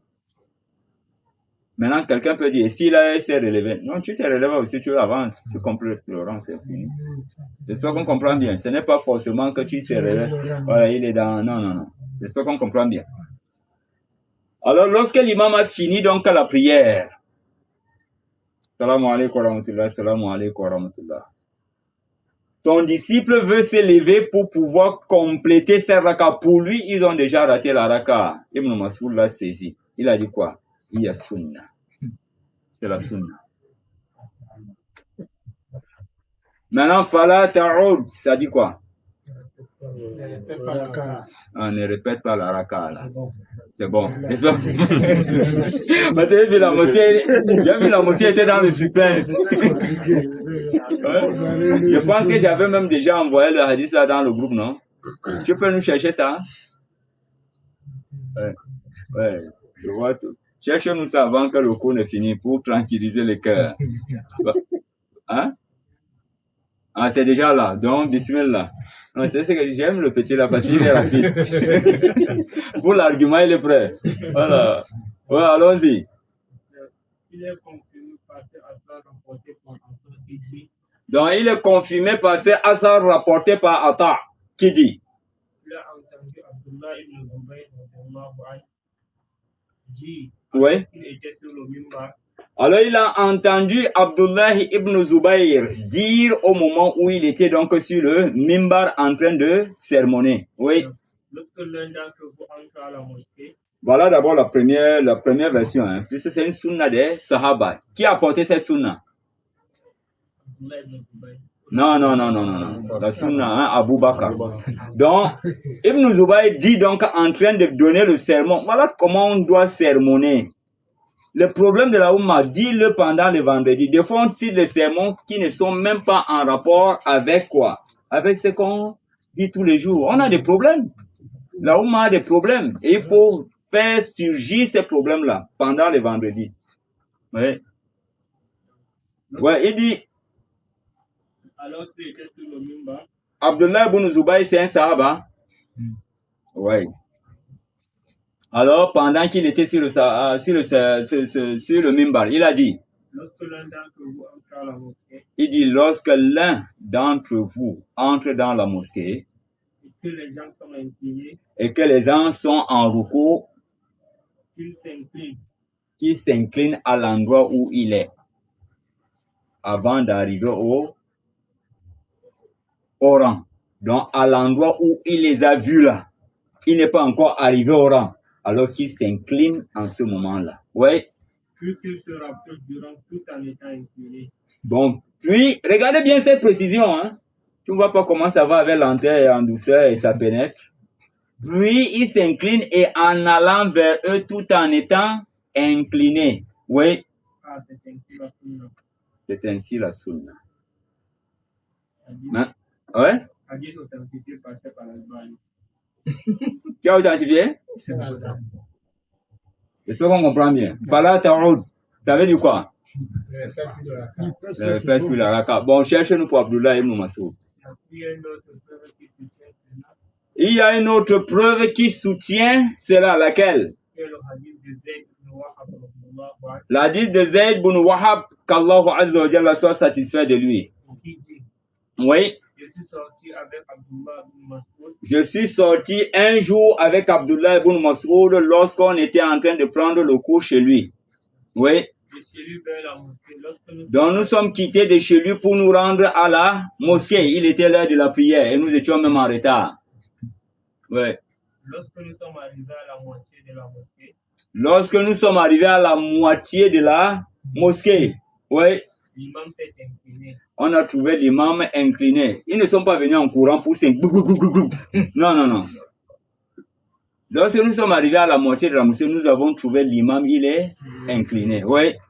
L'imam s'est incliné. Abdullah a fait le takbir et s'est incliné. Donc en allant, Abdullah n'a pas couru. À l'instant, il a fait seulement Allahu Akbar. Il s'est incliné. Oui. Et je me suis incliné avec lui. Et directement, comme j'ai vu Abdullah, moi aussi je me suis collé à lui, j'ai fait Allahu Akbar, je me suis incliné avec lui, avec mon maître. Oui, allons-y. Puis nous avons marché jusqu'à Ribora. C'est ça, non? Voilà. Puis nous avons marché jusqu'à arriver où? Au rang. Oui. Au moment où les gens ont relevé les têtes. Au moment où les gens ont relevé donc la tête, Puis lorsque l'imam a terminé sa prière, donc l'imam a fait maintenant le salam, donc dernière assise. L'imam a fait le salam. je me suis levé Je me suis donc levé pour faire quoi? car j'ai considéré que je n'avais pas fini. Pour moi, j'avais considéré que le recours que nous avions fait là ne m'a pas donné cette raka. Je me suis levé donc pour le compléter. Et qu'est-ce qui va se passer? Et Abdullah m'a pris la main, il m'a fait Assois-toi. Tu veux faire quoi? Et toi, on prend bien, oui? Puis il a dit, Et puis il a dit, tu as atteint la rang. tu as atteint la raka, tu as eu la raka. Ouais. J'espère qu'on comprend bien. Donc cela veut dire quoi? On peut prier seul derrière le rang, si le rang est serré. Ouais. J'espère qu'on comprend bien. Voilà, tu n'as pas besoin de retirer quelqu'un. Si déjà là-bas au dernier rang, tu as eu déjà la raka, maintenant il faut marcher. Qu'en est-il déjà de celui qui a trouvé donc le rang serré? Tout est complet et il est seul maintenant. Il a la raka là. Il a la raka. Tu n'as pas besoin de bouger quelqu'un du rang. Et celui qui est seul, dehors de la dame, Donc celui, le rang est là. de l'intérieur. L'autre est là. Lui, pas prendre le couloir là. Non, non, non, non. Il prie seul. Il ne prie pas avec le rang. Parce qu'on voit souvent ces désordres là. Voilà. Lui, c'est comme quelqu'un qui prie seul. Il n'est pas collé au rang. Et sa situation est comment? Hein? Sa situation. Mais le prophète dit quoi? Il n'y a pas de prière pour celui qui prie seul, non? Lorsque la prière collective est engagée, il n'y a pas de prière, sauf avec une excuse valable comme celui de le cas de Moaz bin Jabal. Mais lui, c'est quelle excuse? J'espère qu'on comprend bien. Donc moi, juste ici, je voudrais vous expliquer quoi? Fala ta'oud. J'espère qu'on comprend bien. Ne répète pas, parce que ça peut causer un débat. Et c'est ça qui a causé un très grand débat au sein des oulémas. Voilà. Mais maintenant, tu as compris facilement, non? Voilà. Pardon, tu les envoies aussi dans le groupe. Voilà. Peut-être d'autres ont rejeté cet argument-là. On peut cravater quelqu'un au quartier, on dit que non, ton argument c'est où? Hein? Là où vous partez souvent prendre les choses, là, chaque fois tu m'amènes des choses. On va s'engager, il y a peu de chèques. J'espère qu'on comprend bien. Voilà, voilà ta route, donc ne le refais pas. Ouais, bismillah. Donc on dit salam alaikum, ne fais pas Voilà. salam alaikum. Wa alaikum salam wa rahmatullahi wa barakatuh. Je vais être devant ici. Bon, dans le cas où je suis arrivé à la mosquée, mais je suis arrivé de l'autre côté. De l'autre côté. Comme ça. Ouais. Et je suis arrivé, en regardant, j'ai trouvé que les gens étaient déjà en incliné. Ah. Est-ce que je peux m'incliner directement et j'en de côté? Il n'y a pas de problème. Dans le lac, Ouais, mais tout en étant bien incliné. Tu vois, là, ton dos est comme ça. Donc, incline-toi bien. Voilà. Bon, maintenant, tu entres. Non, tu vois, tu soulèves le dos. Ouais. Voilà, exactement. Ça ne causait pas un problème. Parce que quand le prophète ouvrait la porte, tu vois, il allait. Bien sûr, qu'on comprend bien. Mais tu dois être à la direction de la Qibla. Voilà, c'est un sunnah. Tu vois, Az-Zubayr a dit quoi? Il y a sunnah. L'autre a dit quoi? Adraktak sunnah. C'est ça, non? Tu as eu la raka. Et tu t'es concordé avec quoi? La sunnah. Bon, maintenant on demande, la sunnah de qui? Abu Bakr Siddiq. J'espère qu'on comprend bien. Avec approbation de qui? Mais est-ce que le prophète l'avait fait au départ? Il avait enseigné ça. Et Abu Bakr est venu lui demander pourquoi. Lui-même, il ne sait pas si c'est bon. J'espère qu'on comprend bien.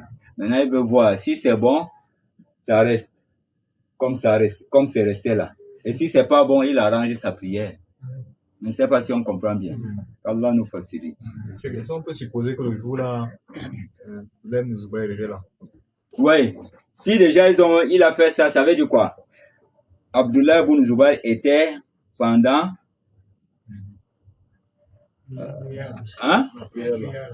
pendant la prière là. Et Abdullah ibn Mas'oud était là. Et qu'entre-temps aussi, ça s'est passé au sein des Sahaba. Je ne sais pas si on comprend bien. Et entre-temps, ça s'est passé aussi comme ça au sein des Sahaba. D'abord, un jour même, le prophète est venu en retard, non? Ou bien il n'est pas venu en retard à la prière. Il est venu en retard, il a trouvé qu'on a prié, il est rentré chez lui prier. Vous hésitez encore? Hein? Voilà. Ou bien? Voilà. Ça veut dire que non, le retard aussi c'est une sunna. Il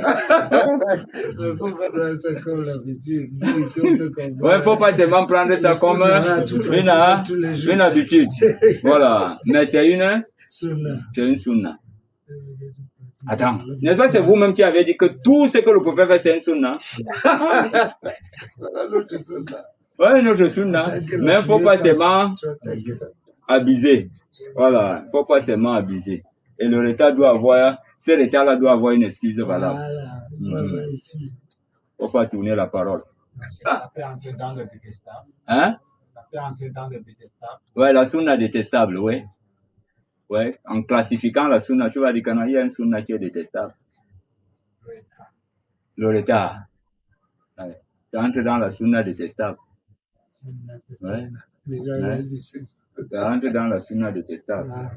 Parce que la meilleure prière qu'Allah aime, c'est quoi? La prière au début de son heure. Bon, c'est bon? Voilà, Taoud. Oui, allons-y. رواه البخاري Bukhari a rapporté ce hadith وزاد أبو داود فيه et Abu Daoud a ajouté dans lequel il y a فرقع دون الصف Faraka'a duna safi.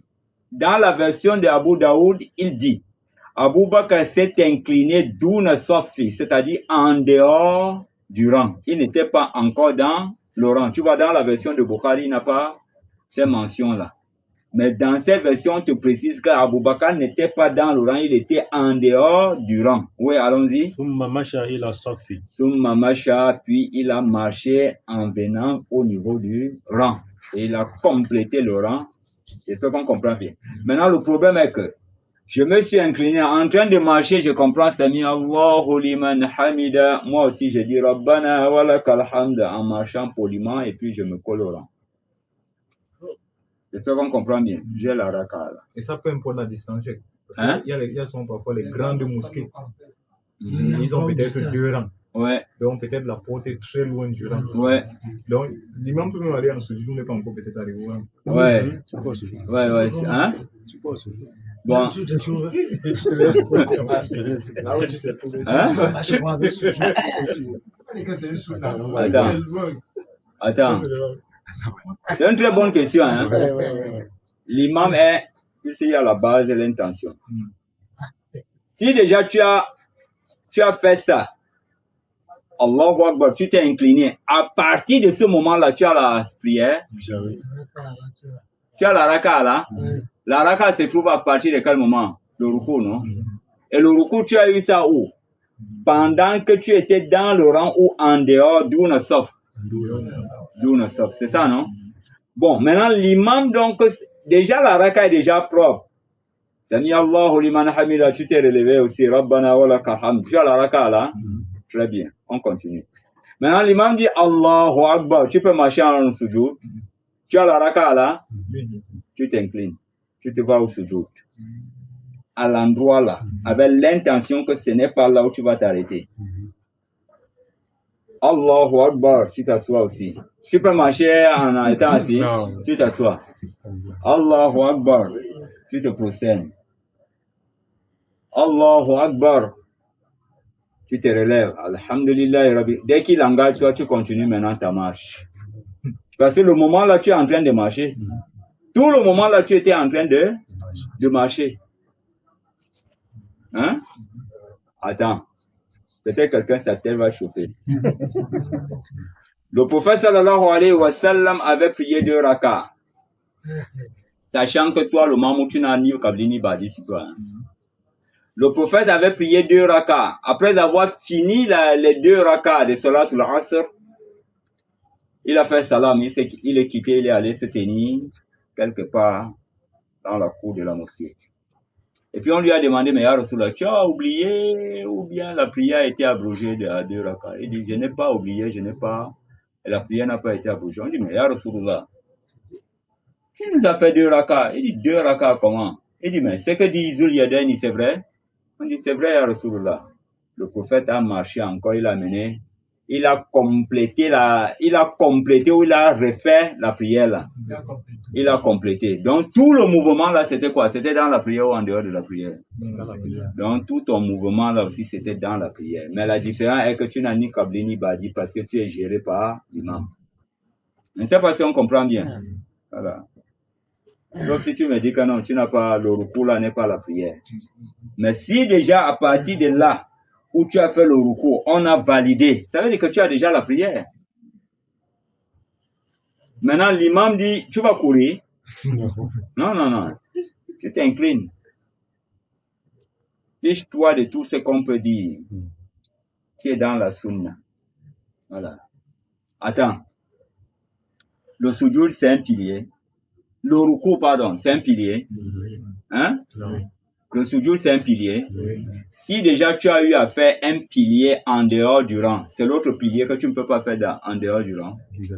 Avec l'intention que dès que, parce que tu ne peux plus encore faire autre chose. Et Allah dit là, yukallifullahu nafsan, la charge là, Allah ne peut pas t'imposer. Tu cours, Allah dit ne cours pas.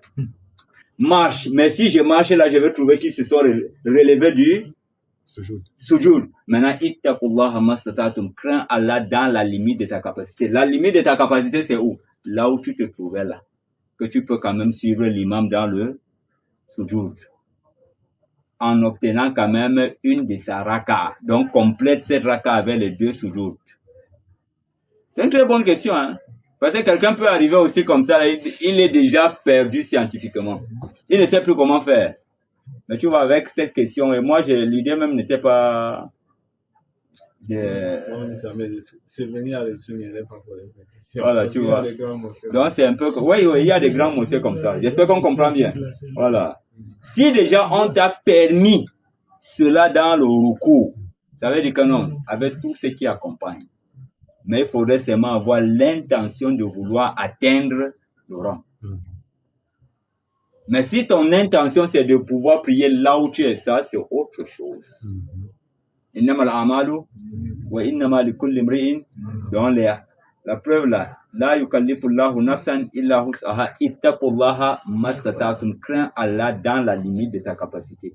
Maintenant, la limite de ta capacité pour obéir l'imam dans le sujoud, c'est à quel niveau?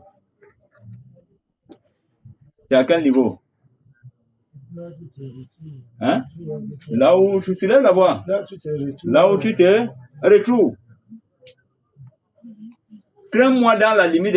La limite là, c'est là. Dès que j'arrive là encore, je vais trouver qu'il est déjà debout. C'est-à-dire il est déjà assis. Alors, va directement. Maintenant, entre-temps, s'il est Sami Allahu liman hamida, tu dis quoi? Rabbana wa lakal hamd. Mais tu continues à marcher. Hein? Allahu Akbar. Tu t'arrêtes maintenant, tu te prosternes. Allahu Akbar. Tu te relèves. Allahu Akbar.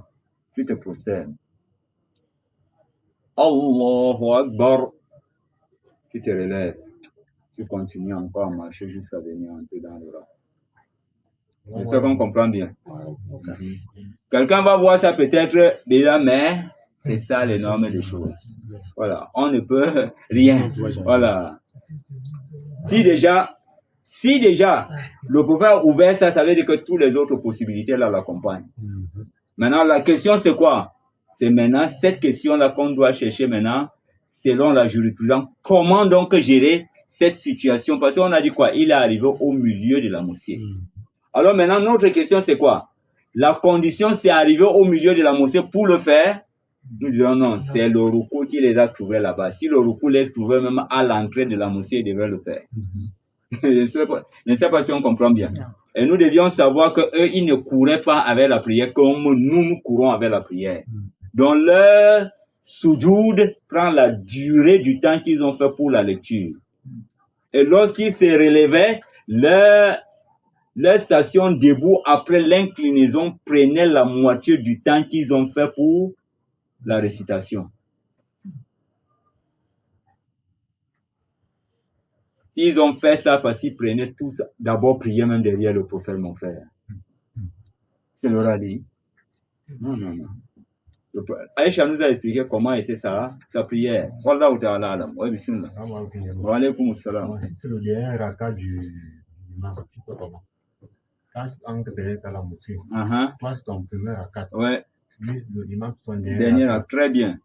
Tu vas t'asseoir. Ouais, tu t'assois. Dès qu'il fait salam alaikum, tu fais aussi salam alaikum, tu te lèves seulement pour compléter, non? Ton intention était pour aller au rang. Et Allah t'a déjà donné la prière de celui qui est dans le rang. Innamal a'malu wa innama likulli imri'in ma nawa. Les œuvres ne valent que par leur intention.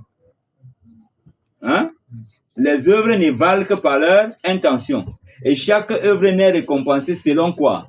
Son intention. C'est pas l'action qu'Allah récompense, c'est ton intention qu'Allah récompense. Directement dans il fait salam, tu te lèves maintenant. Si peut-être c'est le jour où tu amènes tes 3 restants. Là, sur place, là. Ouais, là, sur place, là. Tu n'as plus besoin encore d'arriver. C'est fini, non? Maintenant, celui qui a dit non, c'est impossible, tu dis bon. Si maintenant en inclinant, je me suis incliné, tu es d'accord avec ça, non? Voilà, il dit oui, c'est la sunna. D'accord. Maintenant, je me suis relevé, donc l'imam s'est prosterné avant que j'arrive dans le rang. Je fais comment? Laisse-lui maintenant, il s'embrouille. Hein? Ouais. Laisse-lui. Parce que les gens n'aiment pas la facilité. C'est logique. Ouais. Hein? C'est logique. Tu vas faire comment là-bas? Tu vas faire comment? Et Allah t'a donné tout en tant que grand sage. Allah, c'est un sage. Il a dit, je ne te charge pas un fardeau supérieur à ta capacité. Mais là, Allah, je vais faire comment? Crée-moi dans la limite de ta capacité. Ma limite, c'est ici, alors prosterne-toi. Tu veux quoi encore? Allah t'a déjà donné la possibilité. Prosterne-toi. Tu veux quoi encore?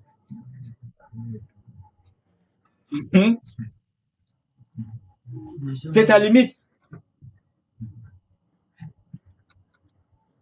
On dit qu'on n'apprend pas, c'est le problème. Monsieur, ça c'est uniquement à condition que ce soit le recours, non? Hein? Si peut-être on a déjà raté le recours et qu'on trouve l'imam en soutien. Ah non, tu as raté. Si tu cherches seulement la raka, c'est la raka là que tu cherches. Ouais. Mais tu as déjà raté la raka, ne crée pas l'embrouille. Tu forces ça pourquoi? Tu n'as pas. C'est fini. On a donné ça à ceux qui veulent récupérer la raka. Ou bien qui veulent profiter de la prière de Jama. Mais ils sont arrivés en retard. Peut-être c'est le dernier, la dernière raka comme le frère vient de poser. C'est une très bonne question. Ce sont des questions vraiment très pertinentes. Ce sont des très bonnes questions. Ce sont des très bonnes questions. Tu vois, on devrait même passer comme ça sans toutefois aborder ces détails. Hein? Voilà, c'est après que peut-être un test vient comme ça, mais... Ouais. Et ouais, le complexe est grand. Tu cours quoi? Non, va doucement. Bien vrai que les gens seront là en train de te regarder. Allah te fait ça aussi pour voir ta sincérité. Tu veux faire pour que tu refuses de faire cette sunna parce que tu as peur pas que les gens te regardent et commencent à se moquer de toi. Non. C'est lui qui se moque d'un savant, Allah se moque de lui. Donc un savant, c'est qui? C'est celui qui sait ce qu'il fait. C'est pas forcément quand on dit un savant, on dit que non. C'est celui qui sait ce qu'il fait. Et qu'il a l'argument, c'est sur ça, non? Car voilà ce qu'Allah Azza wa Jalla a dit dans le Coran. Comment il dit là? Comment ça fait? Wallahu yastahzi'u bihim wa yamudduhum fi tughyanihim ya'mahun. C'est Allah qui se moque d'eux. Au moment où il se moque des croyants, voilà, pour ceux qui font dans le but de plaire à Allah et suivre la sunna du prophète sallallahu alayhi wa sallam. Entre tant d'autres se moquent d'eux. Allah dit, c'est moi qui me moque d'eux. Voilà, c'est moi qui me moque d'eux. Maintenant, toi, tu dis que non. Comme les gens ici, ils vont me voir bizarre. Non, c'est ton Seigneur que tu veux faire. Pas, si tu veux satisfaire, non pas éblouir les gens. Fiche-toi de ce qu'on va dire, ils vont dire. C'est comme si c'est moi seul qui fait ça. Non, c'est ça, non? Si tu dis que tu vas suivre la majorité de ceux qui sont sur la terre, ils vont t'égarer du sentier d'Allah. Maintenant ici, est-ce que c'est une obligation? Hein? Mais c'est une préférence. Voilà pourquoi on t'a dit c'est une sunna. Voilà. Mais si le désir de faire cela arrive, alors ne gère personne. Allahu Akbar, mets-toi directement. Tu engages. Laisse les gens parler. Voilà pourquoi il faut avoir souvent son téléphone chargé avec les archives.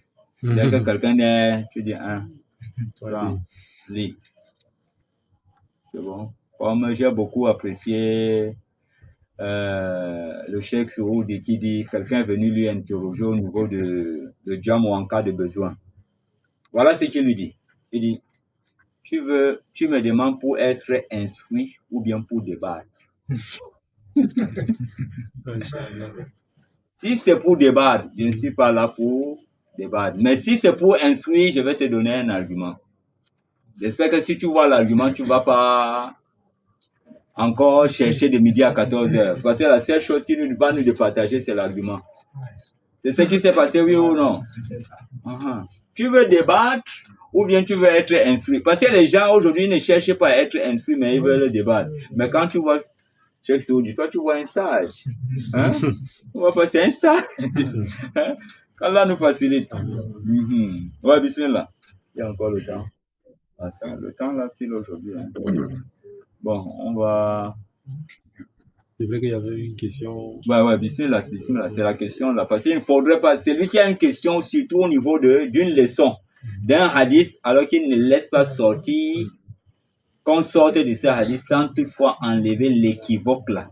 Non, c'est évidemment équivoque parce que tu as bien. J'ai cru, en fait, quand vous avez touché un hadith, et c'est comme si on a entendu un étonnement exclamatif là derrière, quelqu'un dit Donc, quand vous avez parlé du mouvement de Prophète sallam, je ne sais pas si on peut ressortir le pourquoi il faisait ça, c'est-à-dire le fait qu'il était sur le mimbar, après il descend, il le soujoute, après il remonte encore. Donc, ça a étonné sûrement quelqu'un.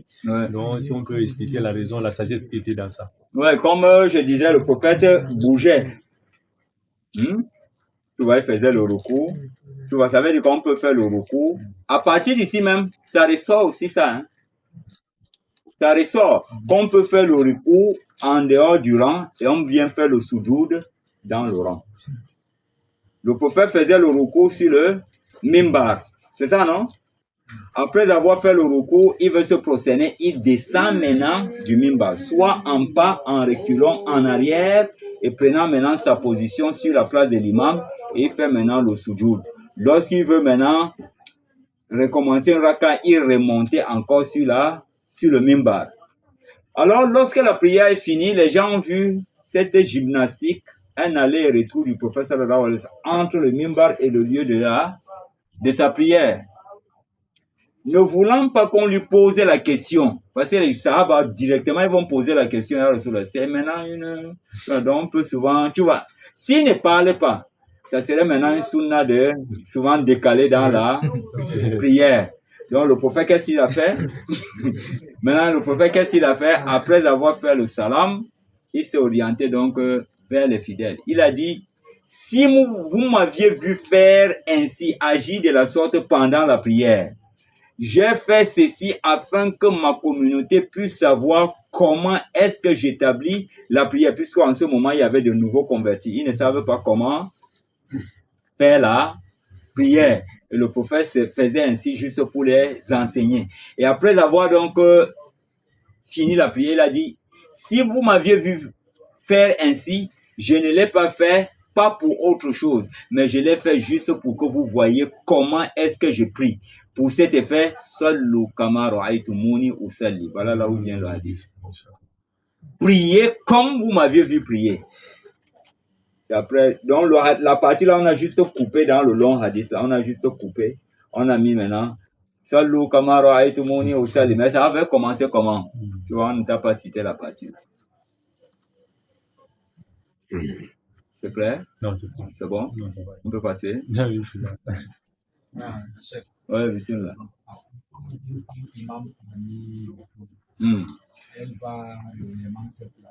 Très bien, bonne question. Le pire des rangs est où? Des femmes. Devant. Devant. C'est ça, non? Non. Devant. Ça veut dire quoi? La femme se place où? Au milieu et non pas devant les femmes. Elle se place au milieu. La femme ne se place pas devant les rangs, elle se place au milieu des rangs. Au milieu des rangs des femmes.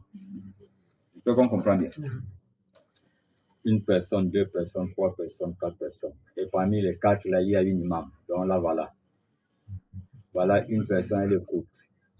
Celle-là, celle-là, celle-là. Voilà l'imam. Donc maintenant, quand il prie, elle est là. Elle est là. Voilà. On la suit, celle-là. J'espère qu'on comprend bien. Elle ne se met pas devant. Ouais. Quand le prophète dit Sallu kama ra'aytumuni usalli, priez comme vous m'aviez vu prier, c'est général. Voilà, c'est général. La femme peut appeler à la prière. Ouais. Bon, elle appelle à la prière à voix basse parce qu'il y a certains qui disent que non, la femme ne doit pas. La femme peut appeler à la prière des prières des femmes. Hein. Comme par exemple, il y a un grand camp, une grande cité. Les hommes sont sortis pour aller en prière. Hein? Les femmes aussi, organisées, peuvent faire l'appel à la prière et que les femmes se réunissent maintenant pour qu'une autre femme les dirige à la prière. Ça, c'est permis. Voilà, c'est aussi une sunna. Voilà. J'espère qu'on comprend bien. Mais la femme également, en tant qu'imam, soulève la voix là où il faut soulever, comme Subhi, Maghrib et Ishaï. Mais seulement sa voix ne doit pas être tellement haute. Voilà, avec un micro. Non, c'est une voix comme les femmes sont là. Celles qui sont à côté d'elles aussi, ce sont les imams. J'espère qu'on comprend bien. Voilà. Elles comprennent. J'espère qu'on comprend bien.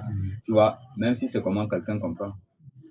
Alhamdulillahi Rabbil Alamin. Non. Ce n'est pas pour elle. Ça, c'est pour les hommes. Pour que tout le monde.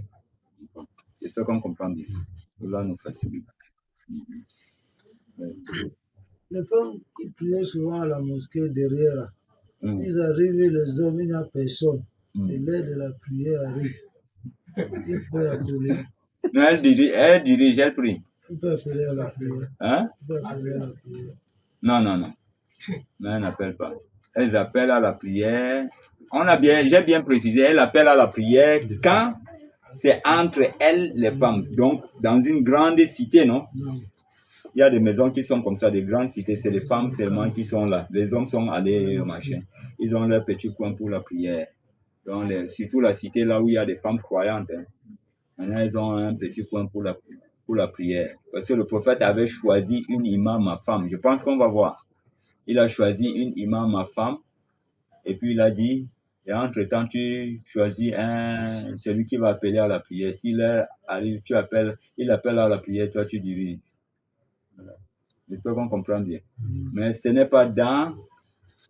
Elle ne doit pas aussi appeler le genre que non, il faut élever la voix haute. Elle élève juste la voix pour que les gens des cités comprennent que non, hey, on est en train d'appeler. Elle ne prend pas le micro.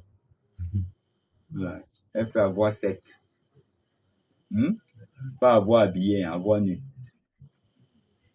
La voix habillée, c'est quoi? C'est quand tu le couvres avec le micro, tu l'amplifies avec le micro, non? La voix nue, c'est quoi?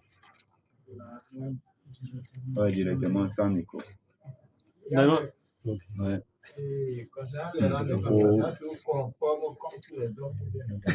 Ouais, c'est conforme. Collé. Voilà. Après, Moussoufa. C'est ça, non? Établissez le rang. Bouchez les espaces vides. Voilà. Et ne laissez pas des espaces, voilà, que le diable va faufiler entre vous. Ça concerne les hommes comme les femmes. J'espère qu'on comprend bien. Oui, c'est bon. Non, c'était parce que Cheikh Ilyas a posé une question à l'heure. Ouais. Quand il dit si les femmes arrivent à la mosquée, donc il n'y a pas les hommes, est-ce qu'elles peuvent faire l'appel à prière quand le moment de prière arrive? Est-ce qu'elles peuvent faire l'appel à prière? Vous avez dit, elles peuvent faire l'appel à prière, commencer la prière dans la mosquée? Non, j'ai dit non.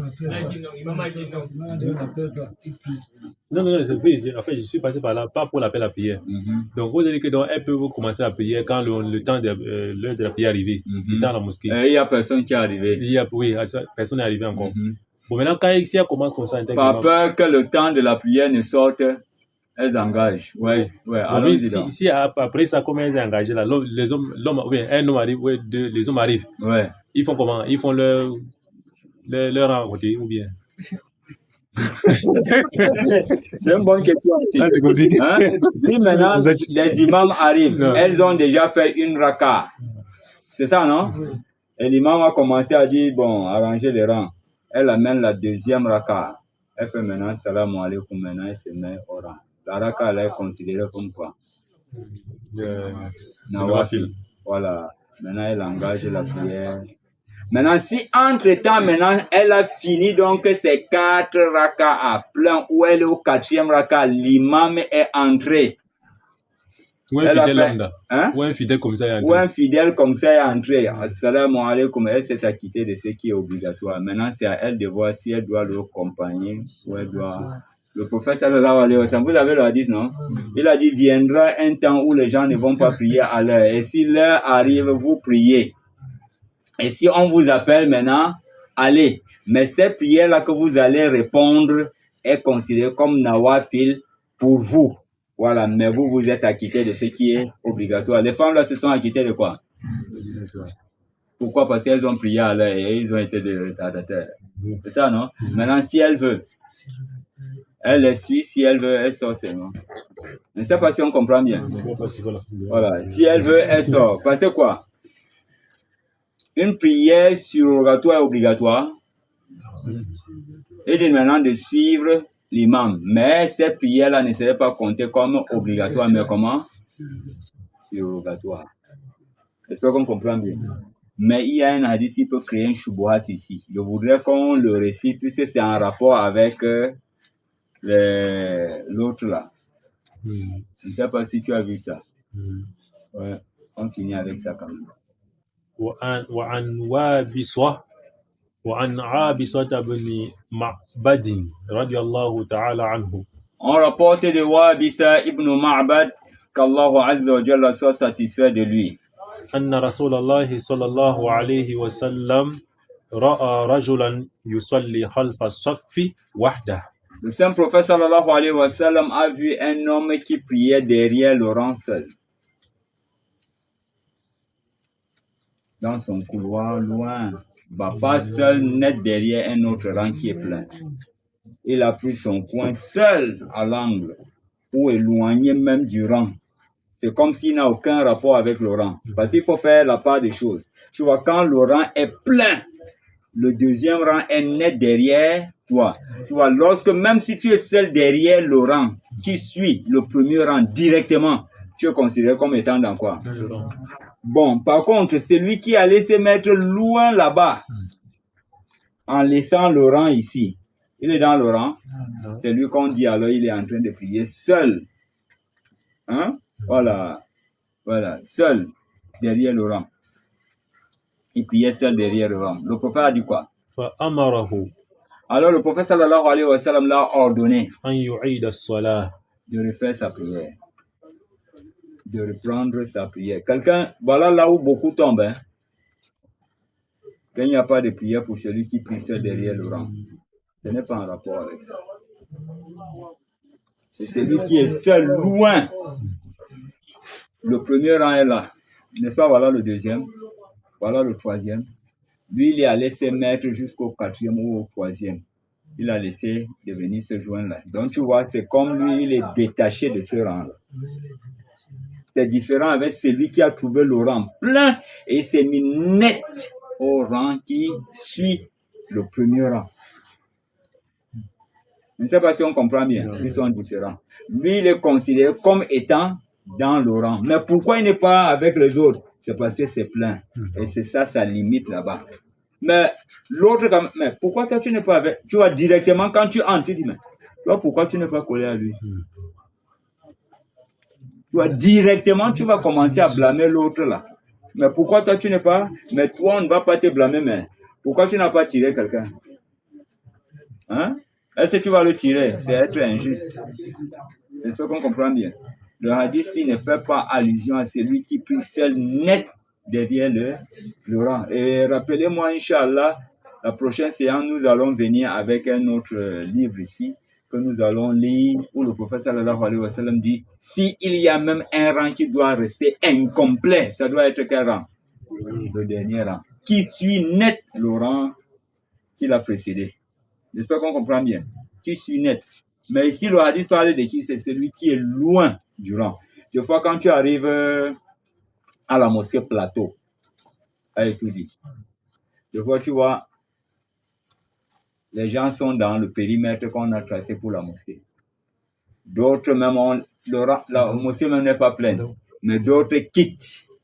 Hein? Quittent. Ils viennent déjà commencer sur une véranda. En suivant l'imam. Je ne sais pas, vous voyez, non? Voilà. C'est d'eux qu'on parle ici, là. Voilà. D'autres devant même leur boutique. C'est d'eux qu'on parle ici. J'espère qu'on comprend bien. Hein?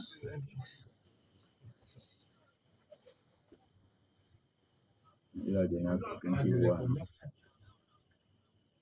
Tu ne lui as pas donné. Il a donné à quelqu'un qui a les yeux. Hein?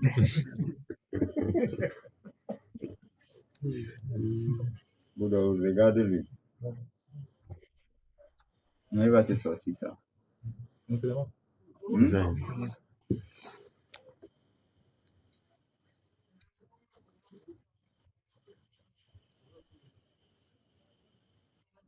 Ouais, tu voulais que je fasse comment? Ça doit être le hadith là. Le hadith de s'il doit avoir un incomplet. Ah ouais, donne-moi voir. Voilà, ouais, vas-y. وعنه أن رسول الله صلى الله عليه وسلم قال Barakallahu fika, hein? Jazakallahu khair. Mais tu ne m'as pas expliqué, c'est comme si tu... Voilà. Donc, que le prophète sallallahu alayhi wa sallam a dit... أتم الصف المقدمة. Voilà, donc compléter le rang Muqaddam, c'est-à-dire celle qui est la première et celle qui suit. J'espère qu'on comprend bien, oui. ثم الذي يليه. ثم الذي يليه, puis celle qui suit. J'espère qu'on comprend. Donc, complète le premier et celle qui suit. Regarde bien. Et celle qui suit. Et si tu restes seul derrière celle qui suit, tu es toujours au rang. Parce que tu te conformes à la sunna, tu vois. Puis celle qui suit. Mais toi, tu es allé derrière là-bas. Tu vois, voilà la procédure. Puis celle qui suit. Oui, allons-y. فما كان من نقص Oui.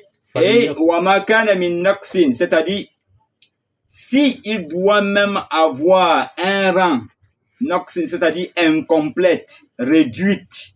Oui. فليكن في الصف المؤخر. Alors ça doit être le dernier rang.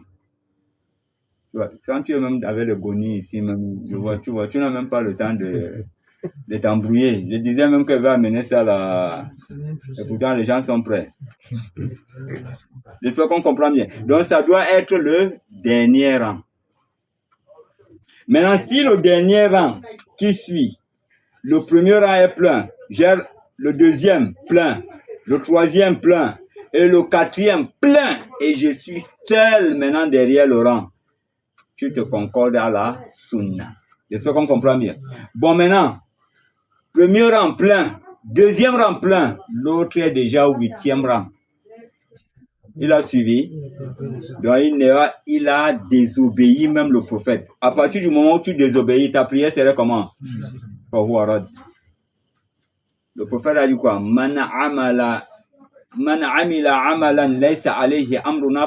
C'est lui qui fait une action dans laquelle il n'y a pas notre œuvre, notre ordre. L'œuvre là est comment? Rejetée. Maintenant, l'ordre du prophète, c'est quoi? Si tu dois être seul derrière le rang que tu suis. Mais toi, tu es allé loin là-bas. Le hadith parle ici donc de quoi? Si vous avez donc bien compris. Celui qui est isolé seul. Comme je vois à Mosquée Plateau. C'est ça, non? En Gousso. Ouais, même à la grande mosquée de la Briqueté, c'est comme ça. Tu vois, les gens sont jetés. Donc, c'est le rang qui va venir les trouver, mais eux, ils ne peuvent pas venir trouver le rang. Si c'est arrivé, tant mieux. Si ce n'est pas arrivé, eux, ils se sont déchargés. Non, ce n'est pas comme ça qu'on fait la religion. C'est comme ça qu'on suppose que leur prière va commencer au moment où le rang va venir les trouver. Voilà, très bien. Donc, leur prière va commencer, va débuter au moment où le rang va venir les trouver. Mais si le rang est venu les trouver, qui sont déjà au sujoud, dernier sujoud, ils n'ont pas la prière. Maintenant, si le rang est venu les trouver au moment où ils étaient au dernier sujoud, ils ont donc une raka, ils doivent compléter le deux. Parce qu'ils n'étaient pas dans le rang. Au dernier recours. Hein? Au dernier recours. Ouais. Et il ne connaît pas. Tu vois le problème de l'ignorance. Qu'Allah nous facilite. Voilà pourquoi j'ai dit non, complétons avec ça, parce que c'est en rapport avec tout ce que nous avons étudié là. فأمره النبي صلى الله عليه وسلم أن يعيد الصلاة رواه أحمد وأبو داود والترمذي وحسنه. Donc Imam al-Tirmizi a rendu le hadith bon. وصححه ابن خزيمة et Ibn Khuzayma l'a authentifié. وله عن طلق Ibn Hibban وصححه Ibn Hibban et Ibn Hibban a authentifié ce hadith. وله عن طلق et également il est rapporté de Talq qui dit لا صلاة لمنفرد خلف الصف. لا صلاة لمنفرد خلف الصف. Pas de prière à un solitaire derrière le rang. Al-Munfarid, c'est qui? Le solitaire. Celui qui est seul, retiré du rang. Voilà, pas du rang qui suit, hein. Pas du rang qui suit celle qui est déjà plein. Non, lui, là, il est allé se mettre derrière l'autre.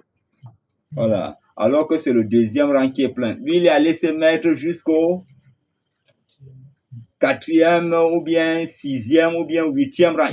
Il est même souvent au mur même de la mosquée là-bas. J'espère qu'on comprend bien. Voilà. Il est déjà au mur là-bas. C'est lui qu'on appelle Munfarid. Mais c'est pas celui qui suit le rang qui est déjà plein, qui suit directement le rang plein. Parce que le prophète a dit Summa alladhina yali, summa alladhina yali. Puis celle qui le suit, puis celle qui le suit. Je ne sais pas si on comprend bien.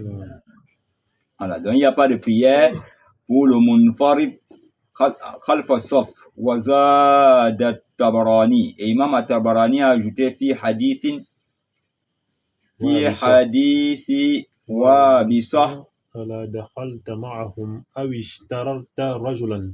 Voilà. ألا دخلت معهم أو اختررت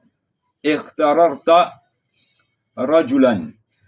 Alors cet ajout est important aussi. Il dit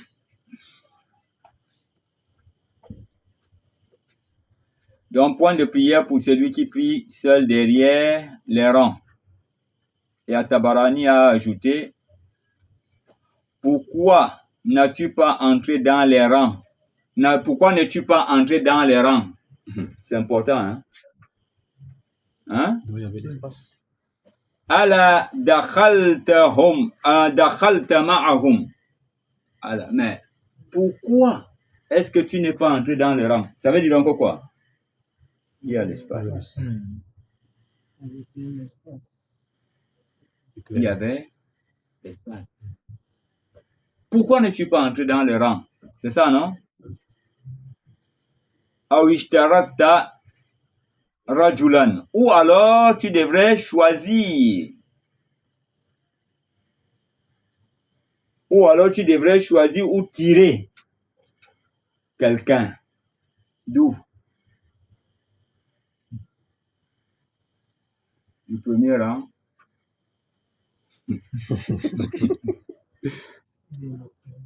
J'espère qu'on comprend bien. Donc nous allons revenir sur ça pour la prochaine séance, Inch'Allah. Il faut qu'on laisse le suspense comme ça. Très bien.